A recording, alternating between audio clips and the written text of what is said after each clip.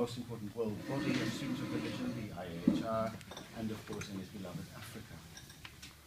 I first saw Jan Platvoet 31 years ago, in September 1984.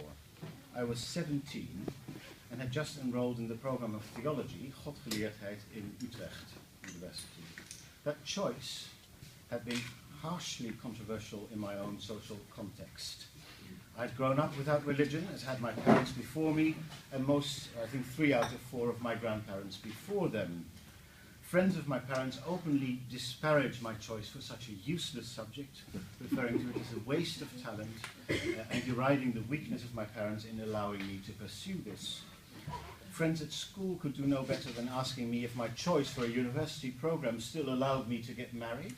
And all of these fears that were building up, they painfully seemed to be confirmed, or at least supported, when we as first-year students were welcomed to our new program.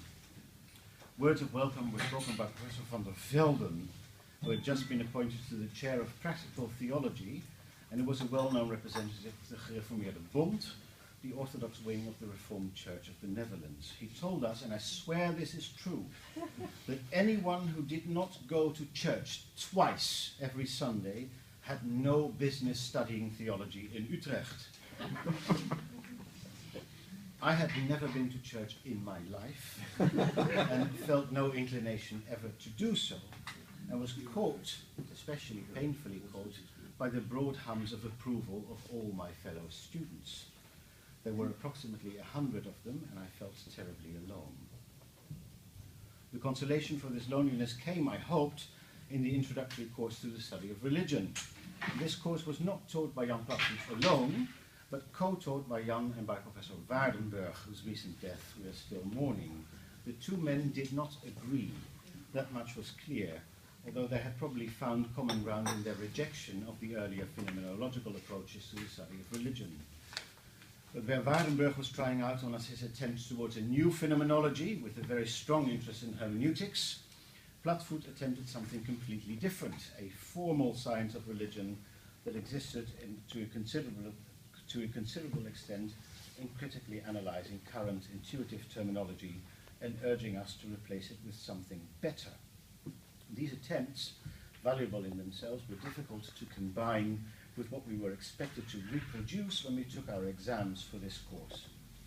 My memory is probably playing tricks on me, but as I recall, there were questions on our exam asking us to explain Platvoet's opinion on certain subjects, which would be graded by Waardenburg, and which all students interpreted as an invitation not to agree with Jan Platvoet too abundantly.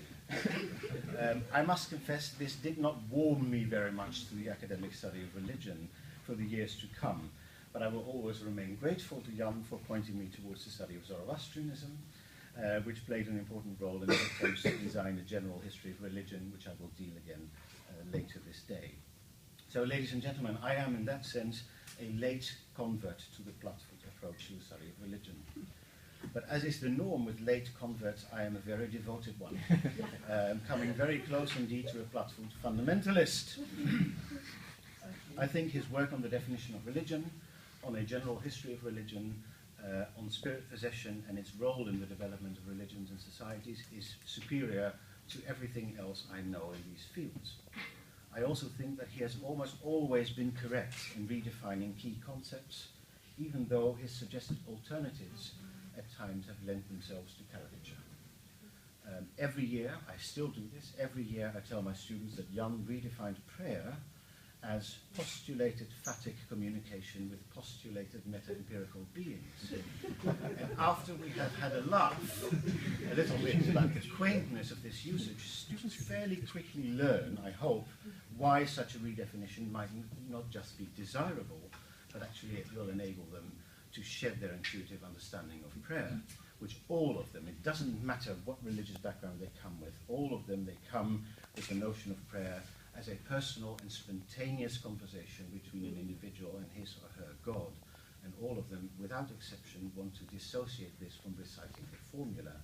And they have to learn very quickly that reciting a formula is the normal way of praying.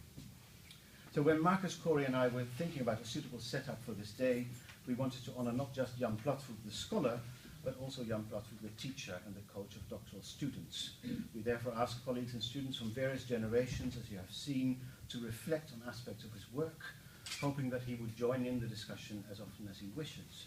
And that is basically what we hope to achieve today, to honor a remarkable scholar, a remarkable teacher, a remarkable man, and to show just how meaningful his lifelong struggles with concepts, definitions, and strategies of interpretation have been and continue to be for us.